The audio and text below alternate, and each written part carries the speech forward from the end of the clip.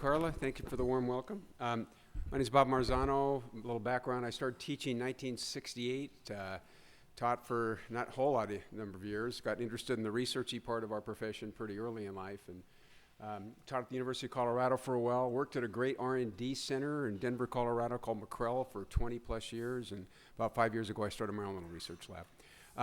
Had the opportunity to travel around the country quite a bit, worked in every state at least 3 times over the last, by my count, over the last 30, 35 years. I'm here to talk to you about a pretty serious topic, and that's a whole teacher and leader evaluation movement. So my title is what are the current trends and future trends? Future trends, of course, I'm going to have to give you my prediction. We'll see if those come true. I'm not an expert in this area. I don't think anybody is. I have a good feel for what's going on nationally and a good feel for what's going on here in Missouri. And actually, just to start, I think you're really on the right track there. This is a change that we've never seen before. So a smart move would be to have a real clear set of goals, know where you're going, but also not paint yourself into a corner. From what I can tell, you're in a very good place. So I'll give you what I think is the highlights of what's going on nationally. I'll give you some things that I think are kind of scary, and give you my prediction about what I think is going to come next. First of all, would you agree with that? Yeah, look, things have changed dramatically, and they've changed for good. So when I talk to teachers, and the comment sometimes I'll hear as well, this too shall pass. I say, not this one, okay? It's never going to go back, absolutely. And the reason is reports that were out there and Race to the Tops have just changed the lay of the land dramatically. Particularly a couple of reports. How many remember the widget effect? You know what I'm talking about? If you haven't already looked at that, please look at it. It's a PDF, just download it, widget effect. Rush to Judgment, another report done by a different group than the widget effect, came up with exactly the same results. And basically what they said is that, wait a minute, the system we have now for evaluation is really basically a paper chase. You fill out your forms and you get a number, and those numbers are always high. And they say that doesn't make any sense. Movies like Waiting for Superman, I think made a huge impact. I like some of the parts of that movie, not other parts. But the point is, just the focus of the nation from the parents right now is on, well, let's have a teacher evaluation plan that makes some sense. I know it can sound kind of punitive, some of the ideas that are out there, but if you listen to the whole thing and get a feel for the whole picture, you can see the logic behind it. Here's some characteristics of the old system, I would assert.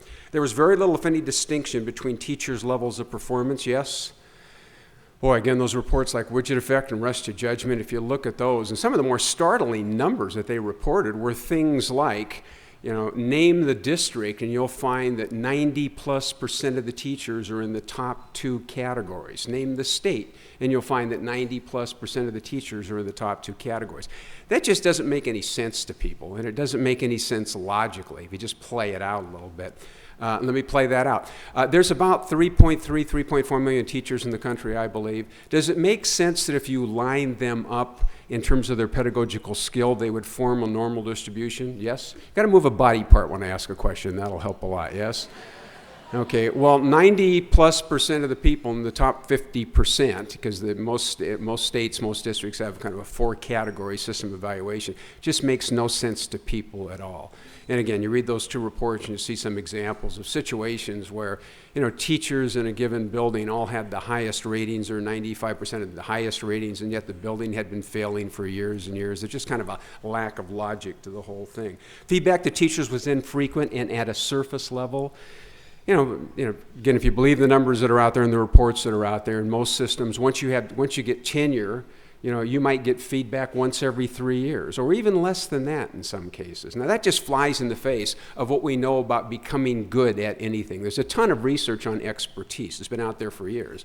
And here's what we know about becoming expert. It takes feedback, and it takes a lot of feedback. And in the beginning, you're not going to be very good at things. Matter of fact, there's a thing called the 10-year rule. 10-year rule. How many have heard of that? 10-year rule. How many have heard of the 10,000-hour rule? Same thing as the 10-year rule. Basically what they say is to be expert, it takes at least 10 years of what they call deliberate practice, or 1,000 hours a year for 10 years. And deliberate practice is focusing on your weaknesses and getting a little bit better each year. Now just take those numbers at face value and realizing feedback is almost non-existent for teachers. It's easy to come to a conclusion that we really don't have a system that's built to help teachers get better. The old system was not designed to help teachers get better. As I said, I think it was basically a paper chase. It did not include student learning as a criterion. Now that's a big one, student learning as a criterion. Just turn to the person next to you. What's your opinion on the extent to which student learning should be considered in a teacher evaluation system? Just 30 seconds. What do you think? What's your opinion about student learning in a teacher evaluation system?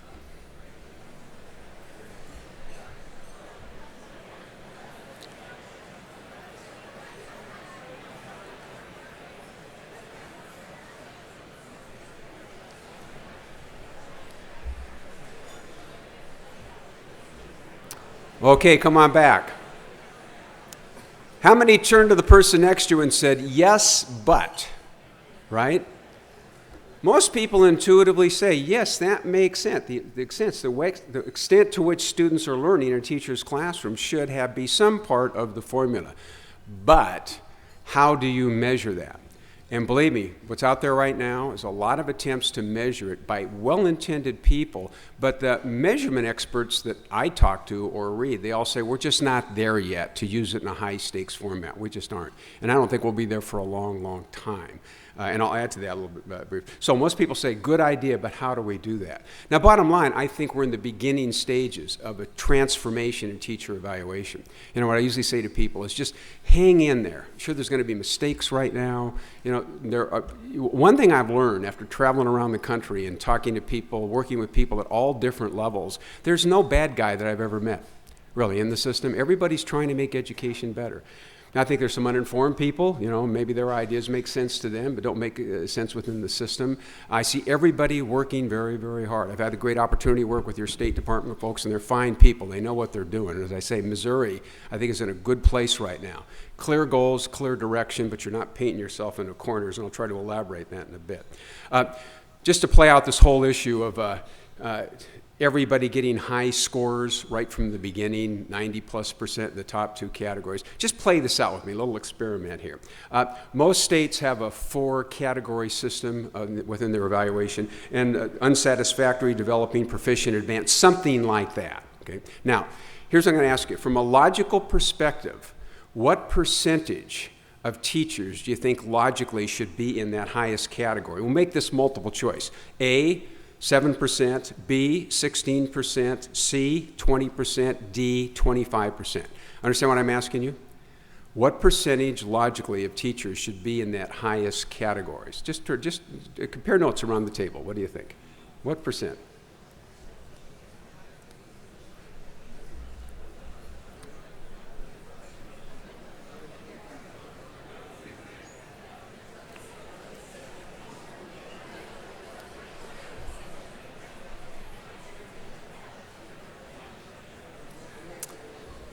Okay, let's see what we've got.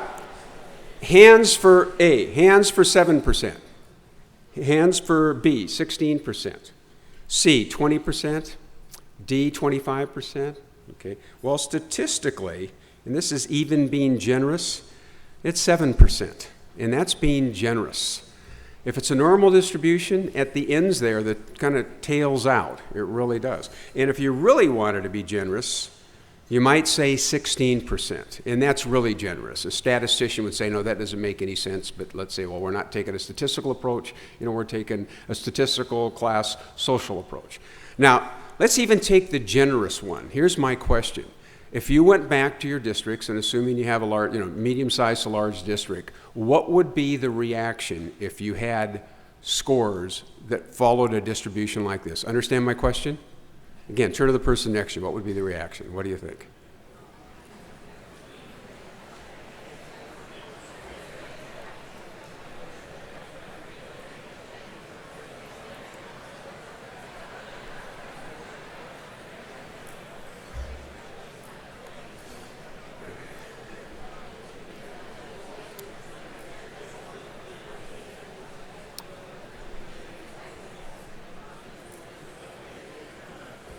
Okay, thanks for doing that. How many turned to the person next to you and said, I'm only doing that if my mortgage is paid up, right? Big reaction back home, right? Okay, that's the change right there. Either we're willing to make it or we're not, okay? Because that's the change. It would be a true reflection of teachers' pedagogical skills over periods of time and across a wide range of teacher competence. And I think that's the issue we have to face right now. Are we willing to give accurate feedback? And that would be accurate feedback. And my fear is if we're not, bad things are going to happen to us. And it's not going to come from educators. It's going to come from the politicians and the public at large. So I don't know. I'm not sure if we're willing to do that. And I do firmly believe, though, if we have a system, whether it's in this state or other states, that comes back and everybody has high scores, there's going to be a scream across the country from the public, from politicians, and I think rightfully so. It doesn't make any sense.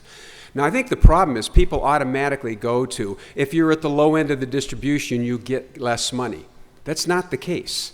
There are ways of acknowledging the level of experience you've had, making sure people are well compensated, but we're not going to have a system where everybody is the same, And that's one of the biggest raps in our profession. We're so egalitarian. Everybody has to look the same. People say that just doesn't make any sense at all. It really doesn't. There are career teachers, 30-year teachers. There are teachers who have been in for 3 months. Obviously, they're going to be different in terms of their skill. So this is the big issue. Are you willing to have a system that more accurately reflects teacher competence? And it doesn't have to happen overnight. I'm not suggesting to change the numbers overnight, but the old system won't stand, my prediction. Again, many educators, non-educators intuitively say that makes a whole lot of sense. We do have to change the system. Much is happening across the country. Discussions about merit pay, more frequent and fine-grained feedback to teachers, inclusion of measures of student learning, that's all across the country, expectations that teachers will demonstrate systematic growth in their pedagogical skill. Now, some of those things are pretty exciting. I'm not sure about the merit pay part. I'll talk about that in a second. Now, you all know this, and actually this is part of the big discussion that's going on, particularly as it relates to measuring student learning and putting that in the equation. There's a great deal of error in the system. There just is. Just some numbers on that. How many are familiar with the MET study? Look that up. MET stands for Measures of Effective Teaching. It was funded by the Bill and Melinda Gates Foundation. It's the largest one to date to look at teacher pedagogical skill as it relates to student achievement. Now, here's what they found. Under the assumption that observing teachers correlates with student achievement at a level of 0.30. It's called a validity coefficient. Can you remember that validity coefficient from EdPsych 101? That's not a real high validity coefficient. So they're saying let's assume a validity coefficient of 0.30. By the way, the MET study didn't find that high of a validity coefficient for teacher observation. Look at the bottom there. They actually found the average validity coefficient was 0.22. But they were hopeful, and they said with a little bit of tweaking, we can get teacher observation up to a 0.30. What's the error in the system when you have a validity coefficient of 0.30? Let me explain it. Suppose you were to do your teacher observations and then rank order the teachers based only on the teacher observation. You got that? Based only on the teacher observation. And you have the bottom quartile of teachers and the top quartile, et cetera. Question would be, how accurate is your ranking based on teacher observations? Well, here's what they found. 38% of the teachers classified in the bottom quartile would actually be from the bottom quartile. That's good. Everything else is not good. That means 62% classified in the bottom quartile would not be in the bottom quartile. It also meant 14% classified in the bottom quartile actually came from the top quartile. Again, turn to the person next to you, react to that.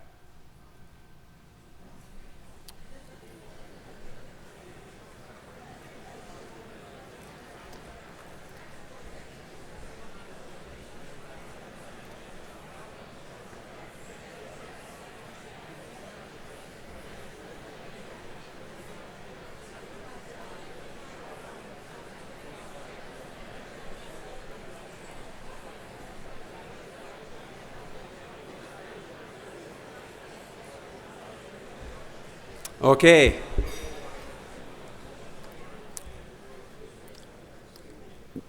Does that make anybody nervous?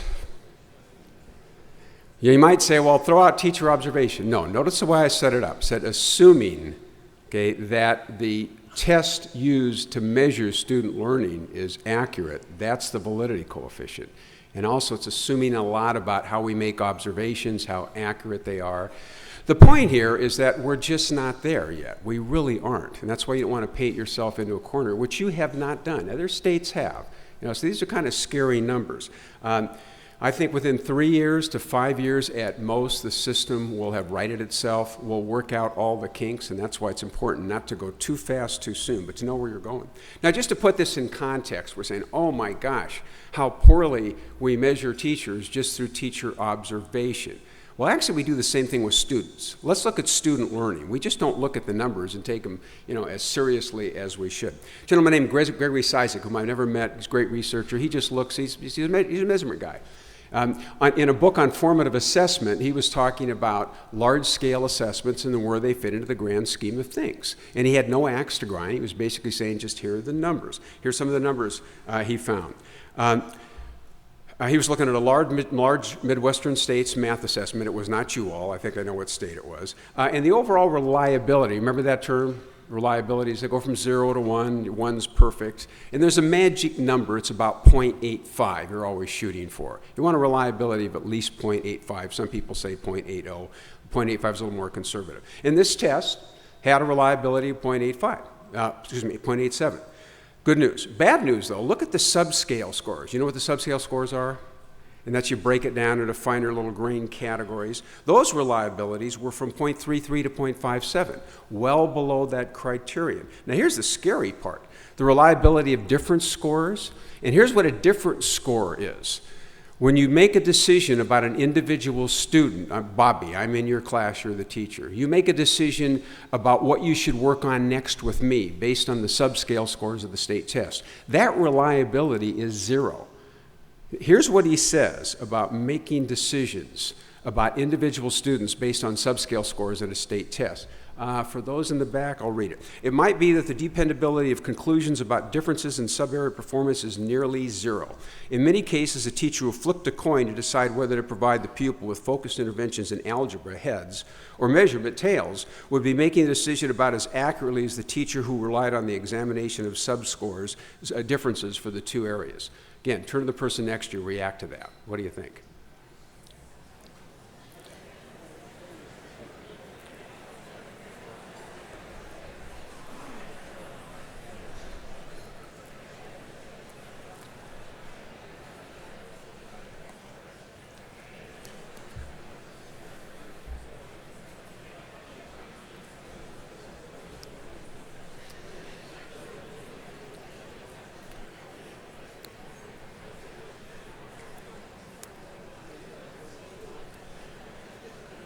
Okay, come on back.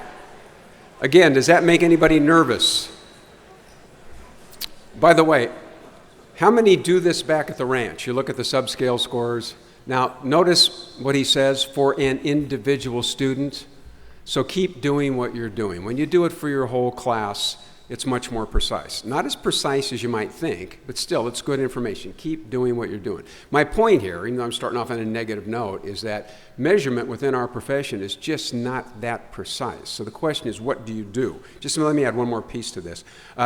Theoretically, and this applies to student measurement, it applies to measuring teachers too. That's an equation that all measurement theorists follow. All of our formulas are built on this. Here's what it says. The observed score, that's the score you actually get, whether it's a teacher observation or a score on a state test or a score on a classroom test. It's made up of 2 parts, and here are the 2 parts.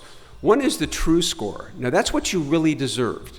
If in an ideal situation that you knew what was going on, the test was a fair test, the score that truly represented your level of expertise. But there's error built in there too. Error built in, and the error can either artificially inflate or deflate your observed score. Let me play this out. Let's say I'm a student in your class and you give a test and I get a score of 70. That's my observed score.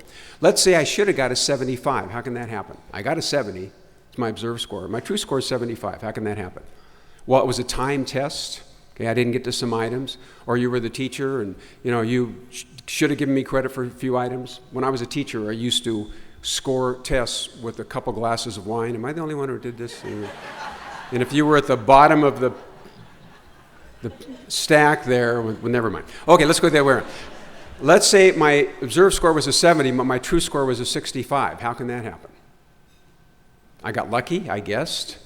Okay, or for a little humor, I always saw Elaine Boozer, she's my favorite comic, and she used to have a whole routine on math tests where you had to have two pieces of paper. She said on one piece of paper you'd put your answer, the other piece of paper you show how you got your answer. So on the second piece of paper she would always have to draw a picture of herself looking at the kid's paper next to her. Okay, that's error working for you. Now, okay, a couple of yucks there. Gets serious, though, when you look at the error that's involved in measurement. Now we're talking about students. Let me give you some equally scary numbers. It's a study we did using classroom assessments. Notice the first row, it says reliability of a 0.45. Now, by the way, that's the typical reliability of a classroom teacher's tests. The night before they give a test, they put some items together.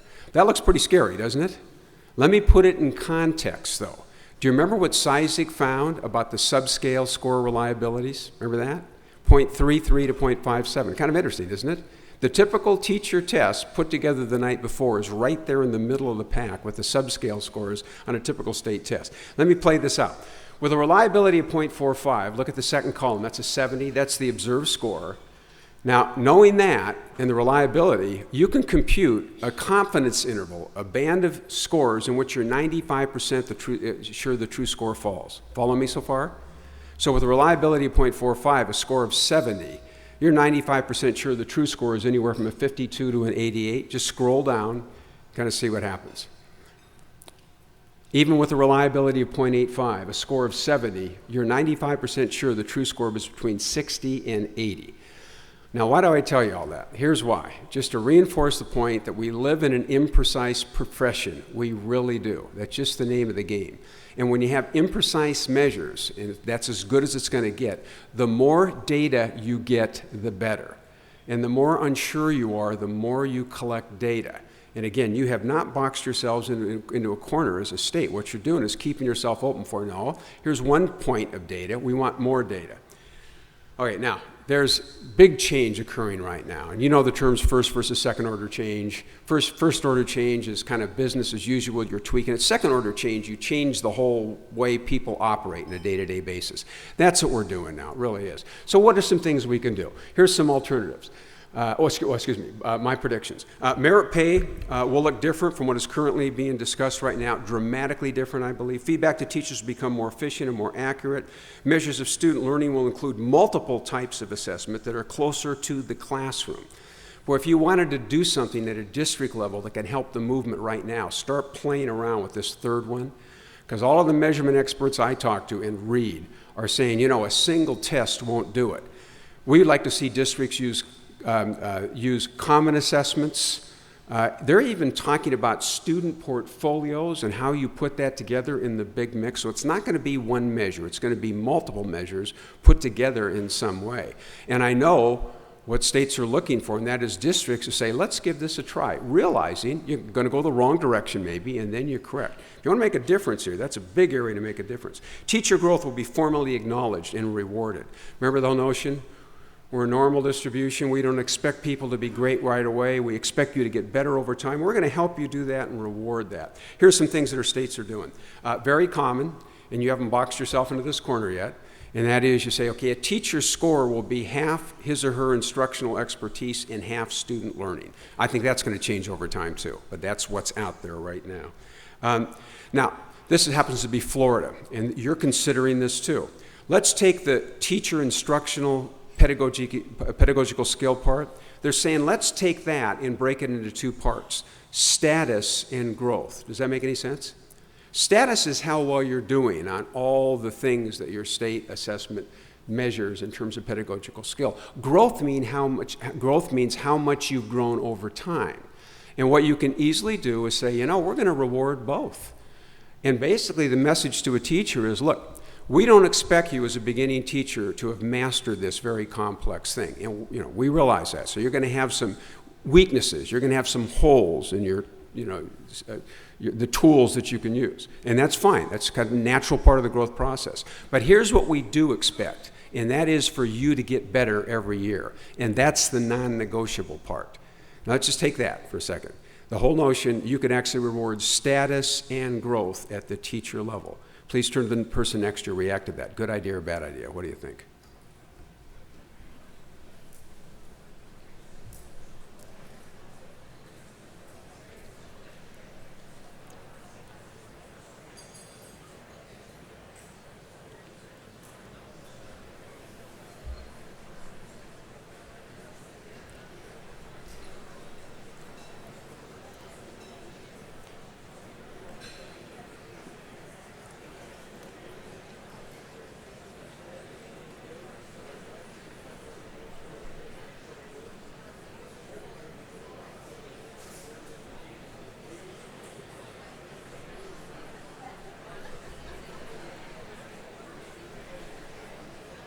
Okay, come on back.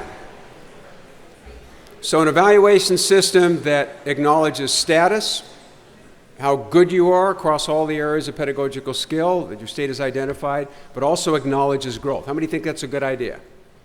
Okay, you're one of the few states now talking about that. It's built into your system. You're asking teachers to identify areas that they want to work on with the input, from administrators. That's a huge change right there. And there are not a lot of states doing it. But this, I think, communicates a very powerful message to teachers. It really does. That this is a very, very complex thing, and we don't expect you to be great right away, but we do expect you to get better, and it's built into our system. Just that change in and of itself changes the whole tone in terms of talking with teachers. And there's a lot you can do once you've got that in place, and that's exactly where you're going. I firmly believe that, so obviously you have to have a certain level of skill, to be a classroom teacher, and you have to be a certain basic pedagogical skills when you walk in the door, and you've got fine teacher preparation institutions in the state, you really do. One of the finest just, down the road here. So your teachers are, they do a good job, from day one. But even as well trained as they are, how many remember your first day of teaching, even though you came from, what was going on in your head? Wasn't it something like, what the heck was I thinking, right? And you say, oh my God, this is not at all like the theory classes, and this is not at all like student teaching. I'm on my own here. And I honestly believe that no matter how well you're prepared, there's a bit of the deer in the headlights thing. Okay, and it takes about a year before you finally get to the place where all of a sudden it starts to feel comfortable. We can acknowledge that within that system.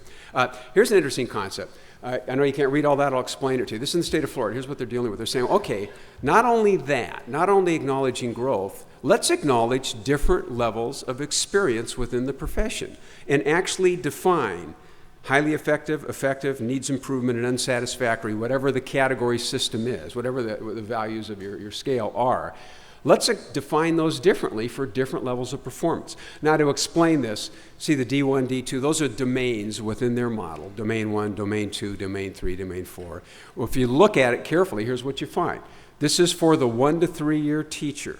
And to be highly effective 1 to 3 years is a different set of criteria to be highly effective 4 to 10 years, which is a different set of criteria to be highly effective beyond 10 years. So let me go do that again. What they have here is if 1 to 3 years is saying you could be highly effective and not have as high a scores as a teacher, we're not expecting as high a scores as a teacher who's been in for 30 years. So it just scrolls on up. And they were actually thinking of even finer grained categories. Now to me, I get excited about that. I said that makes some sense. Because if we didn't do that, all beginning teachers, and most beginning teachers in general, would tend to get lower scores. And in some professions, that's okay. In ours, we're just not ready for that. So a tiered approach where you're recognizing levels of performance. Now, you know the drill. I do this a lot. Please turn to the person next to you. React to that. Good idea or bad idea? You like this? You don't like this?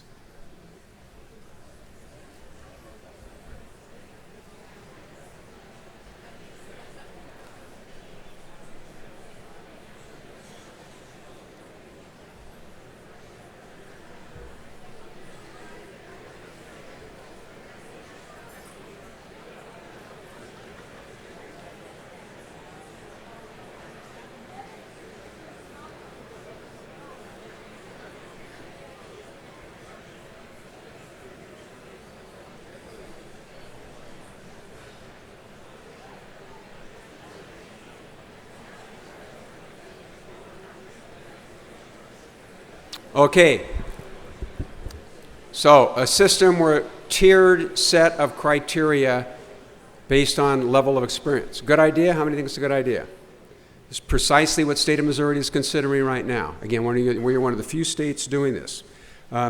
So these changes, they're big though. They're going to take some time. Right now, we're just kind of surviving the first wave of changes and race to the top and people saying, let's include student achievement. I think it's just kind of blasting teachers and administrators saying, oh my gosh, it's not going to turn out the way that it looked initially. It's going to change dramatically when states don't box themselves into a corner. And again, that's exactly where you are. So the changes are going to take a little bit of time. I usually say, just hang in there, okay, and what can we do right now? So there are some things you can do right now. Here are 4 or 5 possibilities. Take people like me who talk about teacher evaluation, take them out behind the barn and punch their lights out, okay? Wait for the current teacher evaluation movement to fade away and die.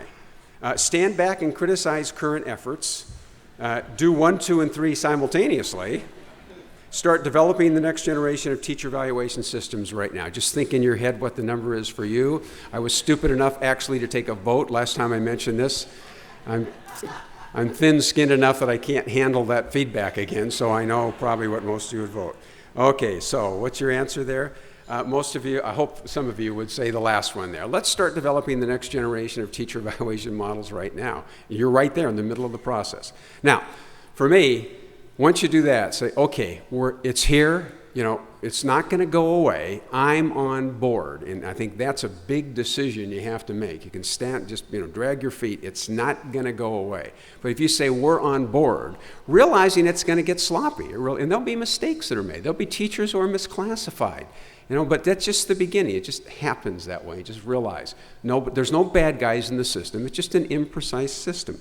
In terms of measurement, and I gave you the numbers about our profession and observing teachers and the low validity coefficient and even the low numbers with state tests and national tests. And I usually like to add to that. So, no matter what the profession, there's a certain imprecision in the measurement. Actually, let me tell my favorite story on this. If you go for a walk with me, you'll notice I have a limp. And here's why I have a limp. 5 years ago, I had my left hip replaced. I'm, my mid-60s, getting closer to 70 than 60, and that just kind of happened. The parts wear out, So I go to the doctor to get the hip replaced, which I did, and right after the hip replacement, I had this sensation that my leg, with the right leg, was longer than the left leg. And I said to the doctor, I said, my leg feels longer. He says, no, that's something syndrome. We made big cuts and the tendons and stuff are growing back. A month goes by, 2 months goes by, 3, 8 months later, I said, let's measure. Now, it took about 3 months of different measurements, but here's what I found. 1.25 inches. 1.25 inches. So my right leg, after the operation, was 1.25 inches longer than my left leg. And this was a good doctor. I won't mention his name. I had checked him out. And I said, how could that happen? And this is a direct quote. He says, Bob, it's not a precise science. Direct quote.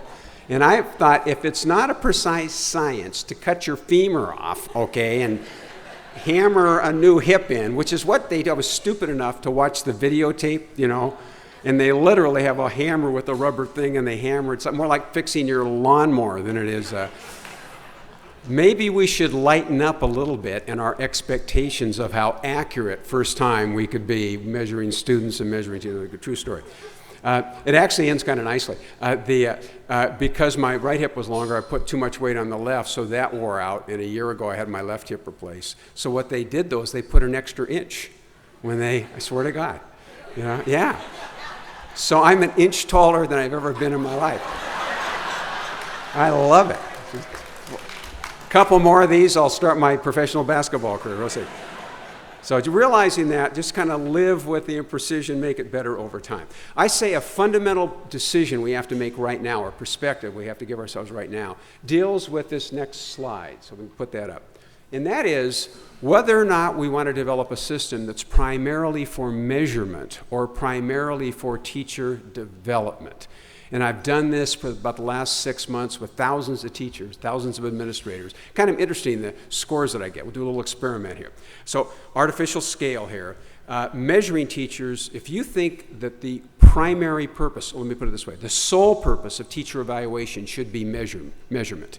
That's the sole purpose. Accountability, how are they doing? Let's rank order them. You would score yourself a 1. Follow me? If you think that the sole purpose is development, Teacher evaluation should be only for development. No accountability, not seeing who's, but you give yourself a 5. 3 is right in the middle. 50% measurement, 50% development. 2 is both are important, but measurement's more important. 4 is both are important, but development's more important. You follow me? Okay, just turn to the person next to you. How would you score yourself? 1, 2, 3, 4, 5.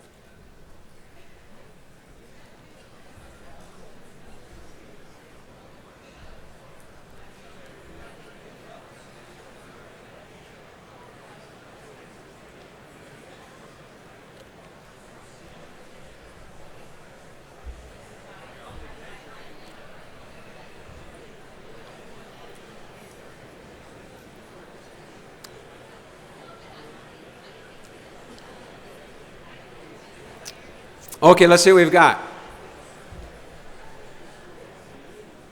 So 1 means the sole purpose for teacher evaluation is measurement. It's an accountability thing. Who's doing a good job, who's not. How many scored yourself 1? No ones. Anybody 5? The sole purpose of teacher evaluation, because there's usually a couple, it's usually less than 1%. How many said a 3? That is 50-50. How many said a 2? They're both important, but measurements. How many said a 4? Okay, now look at that. Differences here, but still the vast majority of you said both are important. That's an important piece of information right now. You are saying there's some accountability here, realizing, hey, you're not going to be great at everything in the beginning, it takes a long time, 10 years, normal distribution, et cetera, et cetera. But the primary purpose should be development. So if you look that way and say, what would a system look like that was developed with the primary purpose of development and a secondary purpose of measurement, you've got some strong guidance. And again, I think you're going to look pretty good from that perspective, given the direction you're going. So 2 purposes for teacher development, teacher observation or teacher observation / evaluation. Development. From a development perspective, you would want an observation system that's very granular in nature. From a measurement perspective, you'd want a system that's very efficient. Let me state that differently. If you're just measuring teachers and when you're observing them, you don't have to look at everything, only a few things. From a development perspective, you want to look at a lot. Now, the reason I bring this up is there's a lot of discussion about the teacher evaluation systems from state to state, and the discussion goes something like this. Should we have a bunch of criteria that we look at, or very few criteria? Can you see where that question only makes sense within the context of whether you say it's measurement or development? If it's measurement, look at a few things. If it's development, look at a lot of things. How many? Well, let me go back to the research on expertise, which has been out there for years. How many things does an expert do well that a novice doesn't? Our classic example is chess. When they first started studying expertise in the early 1950s, what they looked at is chess. I don't know why. Maybe it's a very concrete thing. And here's what they estimated. A chess master has anywhere from 50,000 to 100,000 moves in his or her head. Now, I don't know how they came up with the number, but that's been very consistent. 100,000 moves. Now let's take the master teacher. Does the master teacher have 100,000 moves in his or her head? I don't know if it's 100,000, but it's a bunch, right? Follow me? So another way of saying this, to become expert at this very complex thing called teaching, there's a lot of different things that you have to do. And an evaluation system designed to help people get better would not try to cover thousands, but it's also not going to look at 10. Follow me? Now, again, measurement, a few things, development, a bunch of things. So if you're worried that your system has too many things, well, you're thinking about it from a measurement perspective. Look at it from a development perspective, and all of a sudden it's that makes sense. What if I'm a beginning teacher and I'm a little overwhelmed by your system? Welcome to the human race, of course. This is a very, very complex thing. Let's pick 1 or 2 things to work on this year. Now, for me, this dichotomy between development versus measurement and what the observational system would look like is a big one. It's really, really important to me in terms of how the profession plays out. Notice this, don't forget the management and relationship paradox. Let me explain what that is. There are systems out there that are developed solely for measurement, and they have very few items. There's a system called RATE, Rapid Assessment of Teacher, I don't know what the E stands for. RATE. Effective, yeah, thanks, good. That sounds good. Rapid assessment of teacher, yeah, effectiveness. Yeah, thanks, very nice. And it has 9 things that they look at, just 9 things. Now, strict measurement. However, that system and other systems like it do not include classroom management skills and teacher-student relationship. You with me? They do not include it. And you might say, that doesn't make any sense, because if you look at the literature, and I've been looking at that literature, like many of you, for years, classroom management comes to the top sometimes. In 1993, Herb Wahlberg, Margaret Wang, Herb Wahlberg, Geneva Hartel did this massive review of the literature on teacher effectiveness, what makes a good teacher. Management was the top skill. And I think like second or third was teacher-student relationship. Yet, what they're finding, and this is pretty consistent, that when you look across a large range of teacher competence, their classroom management skills and their teacher-student relationship skills aren't the good discriminators between the highly effective versus the highly ineffective. Can you think your way out of that paradox? Actually, if you think about it long enough, it makes sense. It's a statistical phenomenon. See, when you have teachers who've been in the classroom for a long time, they probably have teacher-student relationship in management. They figured that out, right? You follow me? Once you get to a certain point, you get good at those skills. So statistically, it doesn't discriminate anymore between the really high end and the beginning teachers. If you applied that same logic to beginning teachers, what you'd find, it discriminates very well. Beginning teacher without management skills, beginning teacher without relationship skills, they're in trouble. They really are. Like me. I started teaching in 1968 in an all-boys vocational high school. I had never had a pedagogy class in my entire life. Knew nothing about teaching. In those days, you could take a test in New York City to become a teacher. And fundamentally, to pass the test, you had to fog a mirror, which is about what I did, okay? I mean, anybody could pass this test. I had no relationship or management skills. Had you wanted to help me, that's where you should have started. Bob, okay? Smile at them, okay? Look around. Have a good time. Know their names. That's a good idea. Why don't you try that for a start? Bob, move around the classroom, okay? Look in their eyes. Don't just stand up in front. You follow me? Now, I would have gotten better and my student scores would have gone up. But once you get out there 3 or 4 years, you're good at that, and now you have to go on to other things. So development versus measurement, very, very different systems. And you can have a system that does both. It's got the broad cut, but it's also got the narrow cut, management versus development. So where do we start? Well, I think, there are things we can do right now, which I believe you're doing. For now, keep teacher development at the forefront, right? And realize, we're going to move ahead in the measurement. Let's get better at that. I already gave you a suggestion about what to do. A major emphasis in evaluation and supervision should be the enhancement of teacher pedagogical skill. Why would you want a system focus on teacher development right now? Please don't forget, remember those numbers? Validity coefficient, even with 0.3, you still get this huge wobble in your rank ordering of teachers. We're just not there right now. We as a profession have a long way to go before we can focus primarily on measurement. And I'm not sure if we ever should. I think at most a balance, half and half. And my bias is more emphasis on development. Now remember, the 5:15. I just noticed an error in this slide. There are a bunch of things that constitute good teaching. If you want to measure a good measurement, though, you don't have to do all of those. That should say only about 15 of 41 research-based areas actually are needed for teacher measurement. Let me show you what they are. These should look familiar. They're all either explicitly or implicitly in your system. Provide clear learning goals and scales, tracking student progress, celebrating success, establishing classroom rules and procedures, identifying critical information, previewing new content, chunking content into small digestible bites, which is a big one, by the way. It really is. Your high-end teachers know their students well enough. They say, I can go about this far, in the video, and I better turn it off and have them process the information. Your textbook can't do that. Your curriculum guide can't do it. It's only the teacher who knows their students. Now, the next piece, another 2 minutes, then I'll turn the video off. And we interact between elaborating on new information, recording and representing knowledge, that's summarizing, note-taking, graphic representations, reviewing content, examining similarities and differences to extend their knowledge, examining errors in their reasoning. Common Core emphasizes that big time, the ability to create arguments, persuasive arguments, ability to analyze persuasive arguments. Our tests are going to change to that end. Practicing skills and strategies. Noticing, reacting when students are not engaged in managing response rates. And those are in all of the instruments I've looked at that are strictly focused on measurement. What about a system that is dedicated toward growth? Well, over time, you address all areas. See, measurement, a few, development, over time, address, and the over time is the important part. You're saying to teachers, you don't have to do everything right now. Good news here. Even small increments in teacher pedagogical skill translate into student achievement over time. Let me give you a statistical argument on this. You could say, and I'm being very conservative here, that if every teacher in the state of Missouri were to get better by 2 percentile points each year pedagogically, and what that translates into really is getting better at a few strategies every single year consistently.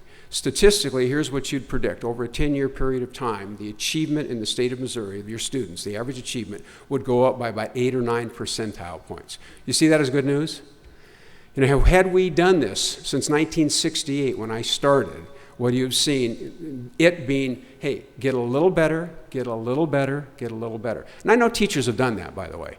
Teachers are better now than they were 40 years ago. They really are. If you look at a videotape, randomly, you know, you get 10 randomly sampled videos from teachers in the state of Missouri now and compare those of 10 randomly sampled videos, they didn't have them in those days, from 40 years ago, and you'd see a better teacher. You know, so we have gotten better as a profession. I'm talking about doing it systemically, though, and systematically. Everybody gets a little bit better over time. So here's a model. Teacher pedagogical skill has a direct effect on student achievement. Nobody argues with this. Let me add to that model, evaluation and supervision. The purpose, the main purpose, should be helping teachers get better in the classroom. And when looked at that way, the numbers aren't so scary. When put in a big context, beginning teachers will say, I know I have low scores in certain things, that's okay.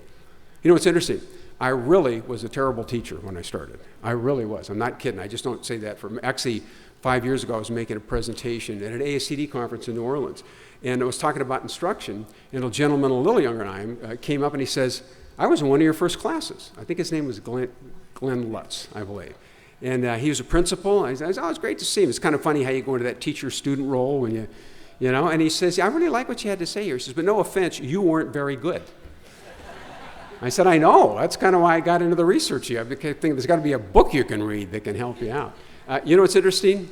From my first year, I got high evaluations. You follow me?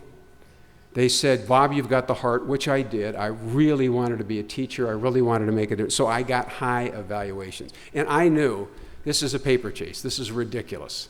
I have no idea what I just had heart. That's all I had. So what can a district do right now? Let me give you some suggestions here. I'm just looking at time, making sure I'm on. Well, a couple of things. Actually, 4. First, develop a common language of teaching. Now, you have this. Your state model is a language of teaching. And thanks to the state, you actually have the ability to be flexible with that. You can make adaptations, et cetera, et cetera. A common language of teaching. Now, let me add my beliefs here. I think it should be formal. And when I get hired into your district, one of the first things you do is hand me your language of teaching. And you say, Bob, this is the way we talk about good teaching in whatever the name of your district is. And we expect you to know this terminology. You might even make me go through your 1 or 2 day training on your particular model. That's going to get out there in the skinny branches. Is that a crazy idea? I don't think it is. You look at other professions, they do it all the time. In my job, I have to travel a lot, so I fly commercially a lot. So I know a little bit about commercial aviation. I do know this. If you fly a 757 for United for 10 years and move over to Delta to fly a 757, you still have to go through Delta's training. Not because you don't know how to fly, but they want you to know at Delta, this is how we fly a 757. This is how we talk about flying a 757. So my recommendation is language of instruction. It's formal. First thing you do when you hire somebody, say, Bob, get to know this, and we're going to help you out. Turn to the person next to you. React to that. Good idea or bad idea?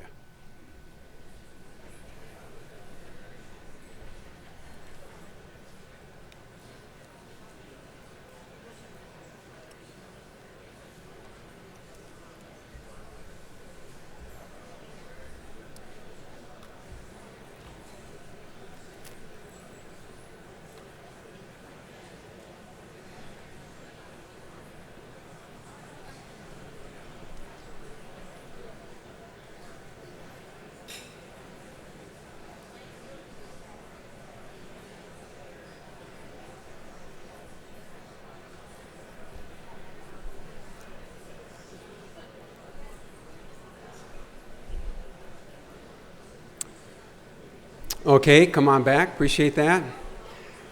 Good idea or bad idea? Good idea? You could do it right now. You got a state framework. Take it, in whole, in part, add to it. Now people get hired in. This is how we talk about good teaching. Now it gets scary to teachers. It really does. Because it's easy to go from there to say, aha, I've got to do everything on the checklist. That's not the intent. This is just how we talk about good teaching. You don't want to make it a little checklist approach, and there's a real danger in that. And that'll actually, you get into big battles when you do that. I actually can't think, of, well, let me say it differently. Although I know highly effective teachers tend to do more things similar than different, you do find teachers out there who do it their own way and still produce results, yes? I've seen teachers who even break the rules and still produce results, and they're kind of the rogues, I like to call them. And you got to, make allowances for that. There's no one way to teach. But that said, there are certain things that have been out there for years, and the highly effective teachers tend to do things more the same than different. But you also know your rogues, and you don't want to get them into this box. Everything has to look exactly the same. So develop a language of teaching. I say you've got to find one to work with. After that, provide opportunities for focused feedback and practice. That's a big thing. Remember, this is section's titled, What Can a District or School Do Right Now? And you can do all of these right now. You've got a language of instruction, okay? Make sure that that's highlighted. Here's how we talk about good teaching here. How many remember Madeline Hunter's fine work? Remember that? Remember that? Actually, the more I ask that question, the fewer hands go up over the years. Really kind of scary. So any young folks out there, Google Madeline Hunter, okay? That's your homework tonight. She was a very important lady. Can't think of another person who was more dedicated to the classroom teacher, did more good. And she synthesized the work 35 years ago. And, some of that stuff is still good right now. I know if she were alive today, she would have expanded that model quite a bit. I remember lesson design. 7 steps to lesson design. Do you remember how nice it was to be able to say anticipatory set? And everybody knew what you were talking about? That's what a language of instruction does. Now, the scary part is it's easy to turn it into a checklist. I've got like 2 hours worth of stories on Madeline Hunter's work being turned into a checklist, some from Madeline herself. I was talking about this up in the East Coast, I don't know how many years ago. I told a couple stories, about the checklist approach to lesson design. He says, here's a new one for you, Bob. My old district, not this one, not only did they expect us to do every one of the 7 elements, every single lesson, but they actually timed the steps. She would have turned over in her grave, So if the observer came in 10 minutes after the beginning of the lesson, you had to be on step, whatever it is. So that's the danger in a language of instruction. Now, so provide opportunities for focus, feedback, and practice. Now, here's a big one for me. So you're getting a lot of my biases here. Please realize that. So you're going to qualify everything I say with strong biases here. I think a model designed for teacher development should have a certain type of scale, which you actually have. You don't have this exact one, but yours follows exactly the same logic. See if it makes any sense to you. Let's go to the not using. Can you read that? Strategy is called for, but the teacher doesn't use it. You follow me? That's a scary one. Let me explain that. So I want a real specific scale if you're going for development. You want to be very, very specific in terms of what you teach kids. Coaching is a good metaphor here. How many have coached? Oh, great, a lot of people. Does it make sense? When you're coaching somebody, the more specific you are, the better. I used to do a little bit of coaching myself. I coached basketball and assistant coach in football. And I remember in basketball, I think I was pretty good at coaching a few things. The jump shot, I had that down to exactly the things to do in the wrist position and where you put your elbow. I wanted it inside. At the top of your jump, just had it down. And this is, specificity is the name of the game, I would assert, if you're going to be an effective coach. Specificity might be the name of the game if you want to help teachers develop. Therefore, you need a very specific scale. Not using, that is, call for but not use. It's a dangerous one, though. If you come in and observe and you don't see a teacher using a strategy, that doesn't mean the teacher doesn't know the strategy. It might be the case the teacher chose not to use the strategy on that day. Is that okay? Yes, it's called a professional decision. I used to say to administrators, talk to the teacher if you don't see a strategy being used, just to make sure, what happened. Like previewing something we usually expect. Yes? Kids are going to read a chapter in a book, and you want to preview it a little bit of that, get the background knowledge out there. Teacher doesn't do that, just jumps into the chapter. You say, Bob, I noticed you didn't, use previewing. And now, if I say, well, I normally do, I really do, I just didn't have time. Maybe it was that 15-minute announcement you made this morning that, I don't know, it could have had something to do with that. And I say, that's a professional decision that was made. However, if you say, Bob, I noticed you didn't do any previewing, and I go, what's previewing? You get the difference? Bingo. Okay, maybe we should work on this thing. Let's go up to the next level. Beginning. Strategy is used, but pieces are missing. Does that make sense? Can you see that? Teachers are using a strategy. They've never done it before. It's clunky, non-technical term. Now, you want to move through that phase as quickly as possible. Let's go to the next level. Strategy is used, but in a mechanistic way. Probably too pejorative a word there. Strategy is used with no errors. Look at developing, or number 2, versus applying. What does applying have that developing doesn't? Don't make it rocket science. What does applying have that developing doesn't? Give me a little hint here, okay. See the difference? Monitoring. Let me tell you something. I love doing research on what happens in classrooms. We look at videotapes all the time. On the average, I'm looking at videos at least every week. Spent the weekend looking at videos, as a matter of fact. That's why we do our research. And in our analysis, the typical use of strategies I see across the country is at the 2 level. You follow me? Teachers use the strategy and they do it without error. But you don't get big effects at that level. If you want to get big effects or increase the probability of getting big effects, you at least have to be at this applying level. And the applying level is the teacher uses a strategy and then monitors to see whether it's having the desired effect. And I think people like me are probably, by writing books about here's this strategy, have given the inaccurate message. The more strategies you use, the better. No, it's not like that at all. The more you use strategies well, the better. And there are certain strategies that make sense in certain situations. Okay, and then finally, the innovating level, that's where the teacher makes sure that every student in the classroom is having the effect of the strategy. They make allowances for their ELL students or special ed students, et cetera, et cetera. A developmental scale. This is a very, very specific scale. Turn to the person next to you, react to it. You like this level of specificity or not? What do you think? Too specific? Could you do something with this? Could you not do something with it?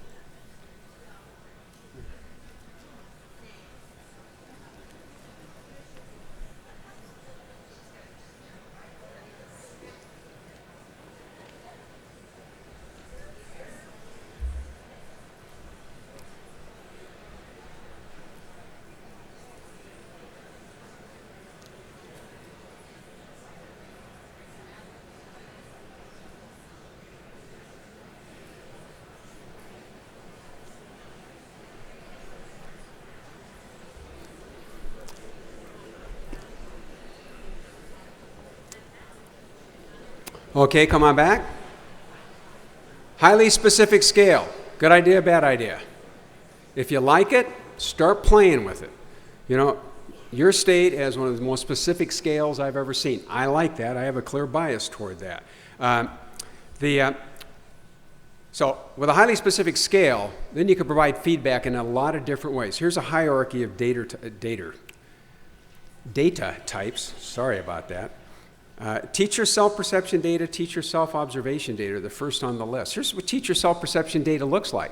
Teachers score themselves. Good idea, bad idea? I think it's a wonderful idea. I didn't make it up. I forgot where.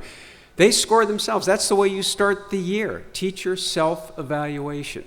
Now you say they're going to all give themselves high scores. Not in a system that rewards growth, really.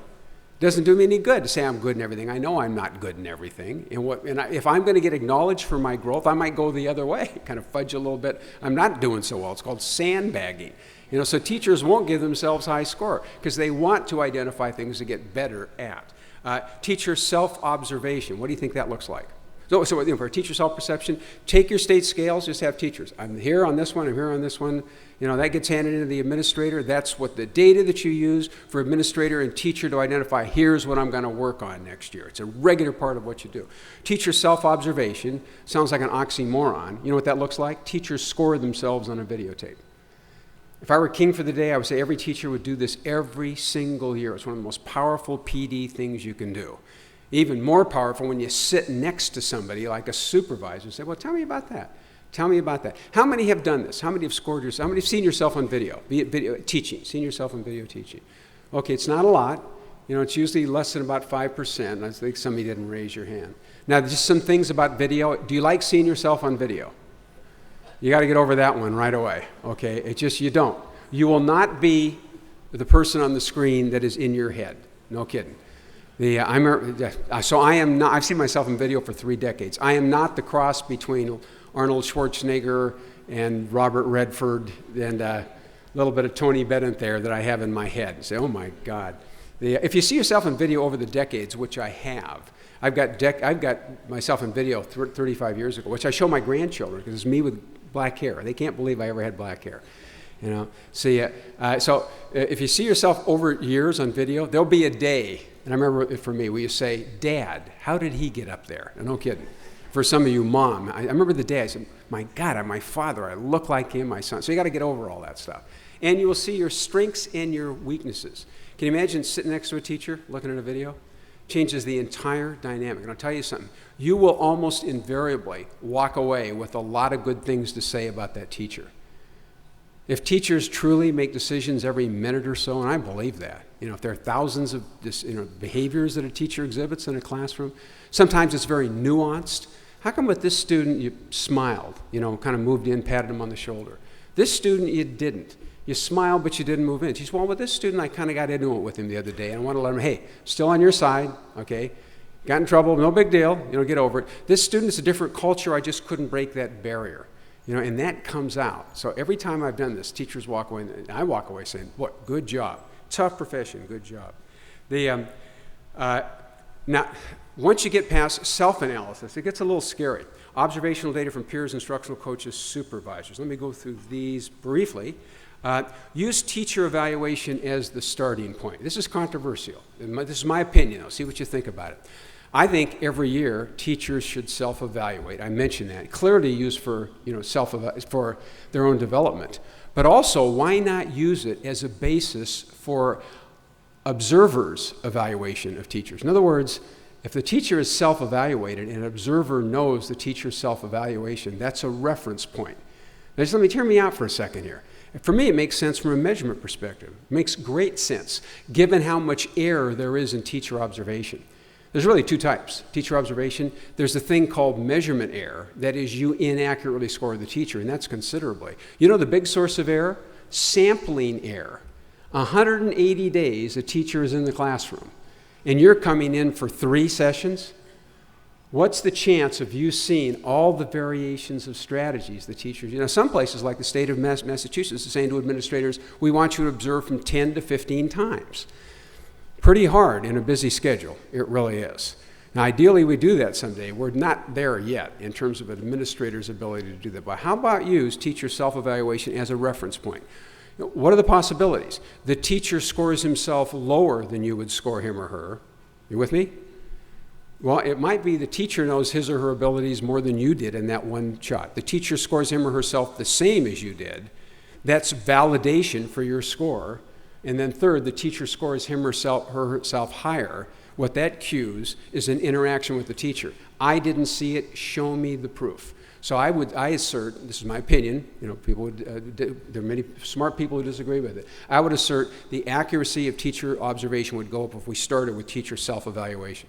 Again, turn to the person next to you, react to that. You agree with me or disagree with me? Start with that.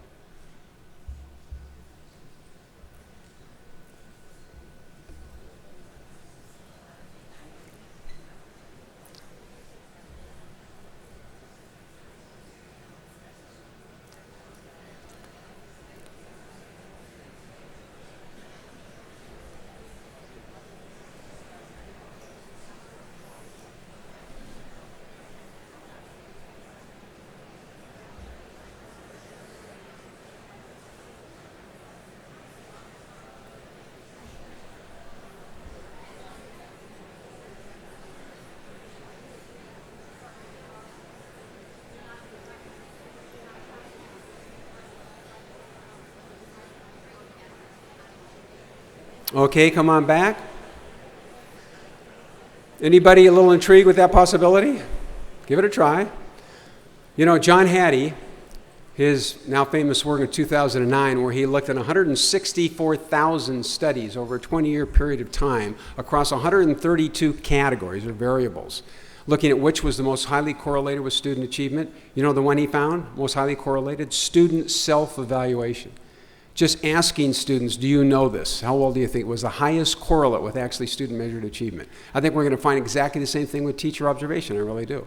They're going to know their strengths and weaknesses better than anybody. The only bad situation or a questionable situation is if a teacher consistently has scores, rates him or herself a lot higher than observers. And what that cues is, wait a minute, I don't see the proof. Show me the proof. You know, I'm not getting it when I go in there. Saves an amazing amount of time. Another recommendation on my part, use announced observation, announced as opposed to unannounced observations, focus on specific strategies. Now, by the way, if we could be in classrooms 180 days, I would not be recommending these things. Well, we're not. That's never going to happen. We're going to be in there 3, 4, 5 times at most. So announced observations, you know, now, and actually, you know, within your model, there are specific types of lessons that all have different strategies associated with them. And you say, look, I'm going to come in next Wednesday, I want to see this type of lesson. You know, will we be using these strategies? Yes, I will. Good, I look at those. Now I go in 2 months later, I want to see this type of lesson with different strategies. Now 2 months later, I want to go in and see this type of lesson. It focuses the observation. And you might say, well, the teacher is going to just use the strategies that day. Not in a system like you had. Remember the scale, highly specific scale? Within that level of specificity, it is very hard to fake applying. Say it again, I'll say, if you've never done a strategy before, there is no way the night before you're going to figure out how to use the strategy, you know, and then see whether it works or not. About the best you can do is use it, you know, without any errors, and that's still called developing. So announced observations takes a lot of the error out of the system. If you still have holes, use your walkthroughs for those. You know, you do walkthroughs, yes? Everybody knows what I'm talking about. So now you've observed me, there's still pieces you haven't seen. As you do your walkthroughs, you look for those specific strategies. Cueing teaching, that stands for coaching teaching from the back of the room. Only for your teachers who aren't doing very well, you might want to actually get some real-time coaching. And then student surveys, that's a big one. And that's, it was in the Met study, it's really kind of sweeping the country. Let me ask it as a question. To what extent should student surveys about how well teachers are teaching be part of the teacher feedback process? Understand what I'm asking? Turn to the person next to you. To what extent should student surveys be part of the teacher feedback process?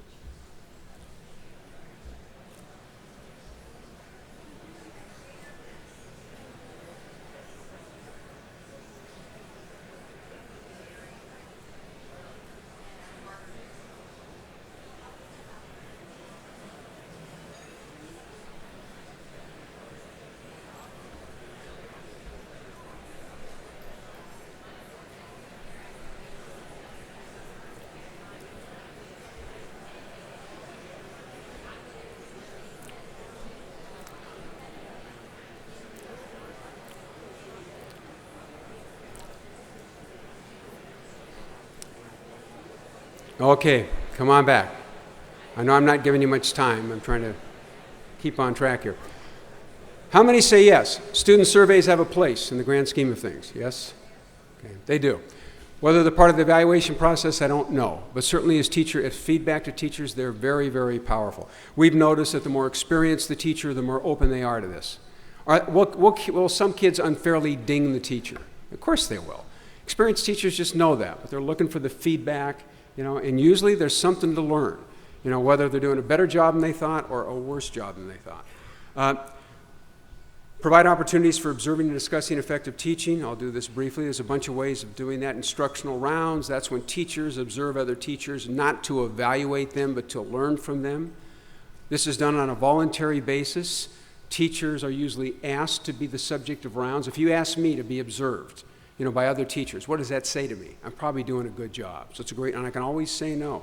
And expert coaches, we have those now. Expert videos, large districts are doing this. For every element of the model, they're identifying little video clips people can see. Teacher-led PD, can you see that possibility with a highly specific system? You find out that 50% of your teachers in your building or your district are working on engagement strategies. That probably cues you as to what type of PD they want. So on PD day, instead of having somebody from the outside, Everybody gets together from some announcements. Now they go to different, sessions led by teachers. Virtual communities, well, software is out there now that teachers can interact in an asynchronous way. Finally, require individual growth and development plans on a yearly basis, and you're already doing that, at least in part. My understanding is teachers have already had to identify things they're going to work on. Is that correct? Or they will soon do that. So you're already doing a lot of these things. Finally, I'll let you read that.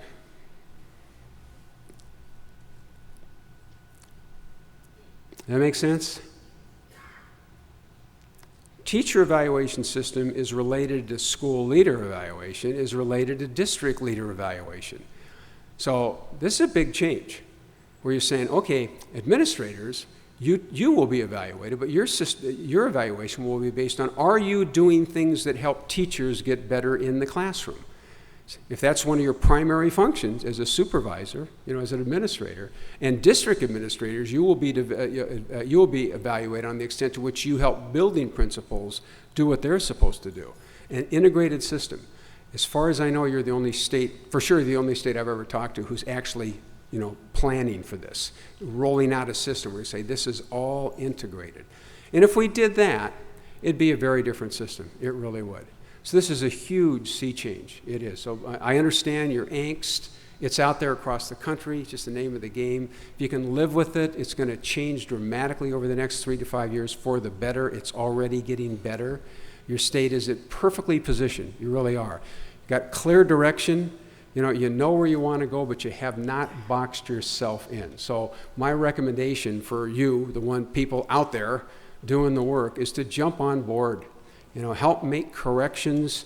And I know there's going to be mistakes made. There are no bad guys in the system. I've never met one. And among educators, well-intended people, you've got great people at the top. You really do. Well, I'm very honored to have been asked to present my views. They are a lot my opinions, so take them all with a grain of salt. I hope there was something of value. Thank you very much.